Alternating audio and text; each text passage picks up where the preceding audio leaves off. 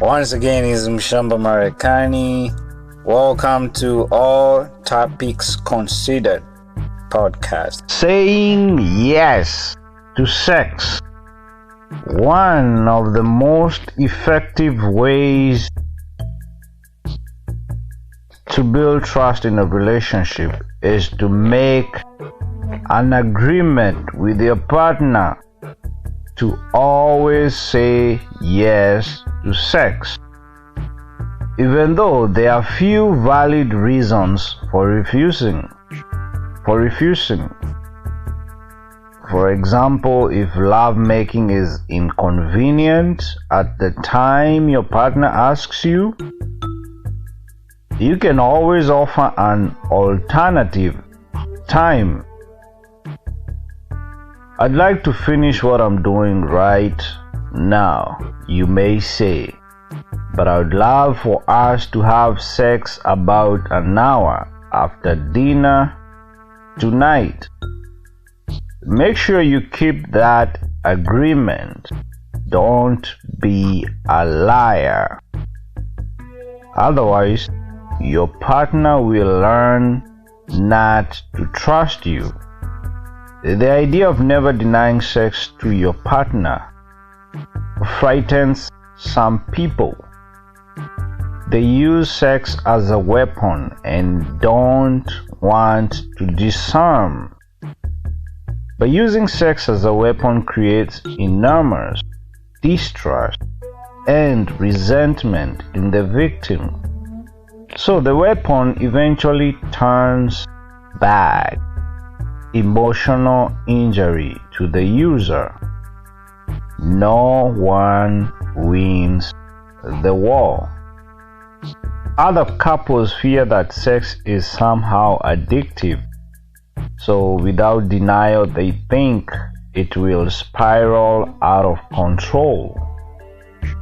So if denial has been a part of your relationship, your partner is likely to ask to make love more often when denial is set aside.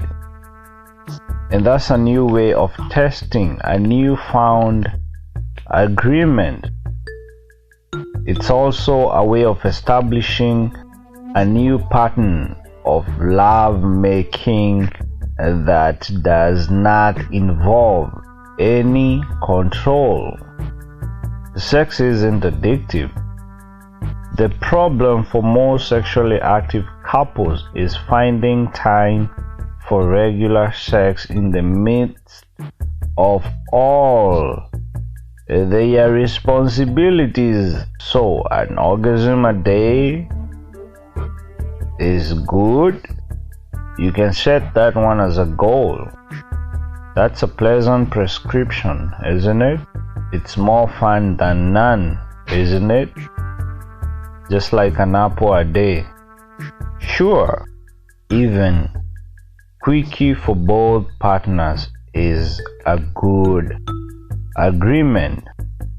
Sometimes you can always say maybe for a few weeks or months, and that's for couples who are in severe conflict, who have decided no sex at all. Because as good as it is, routine sex doesn't cure conflict or every ill. So you guys need to have thoughtfulness and demonstrate affection, like holding hands, hugging, kissing, romantic attention. You can use them as substitute if you have severe conflict and no sex at all policy. Some other people, they fear saying yes because they don't enjoy sex. Once a week, once a month is more than enough for them.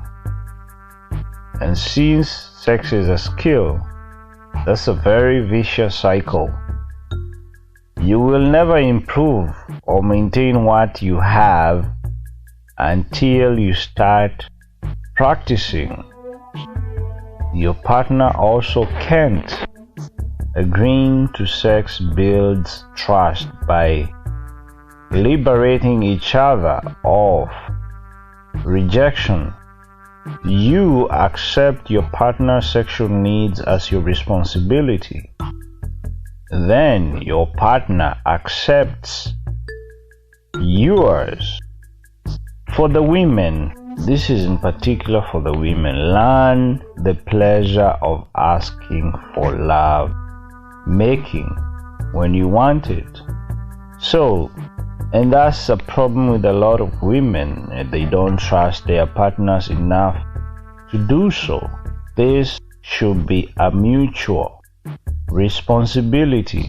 So, and when men grow beyond feeling threatened by their partners asking for sex, men, you're going to discover that it's flattering to be asked, because there are some men who believe they are sexual failures if they don't initiate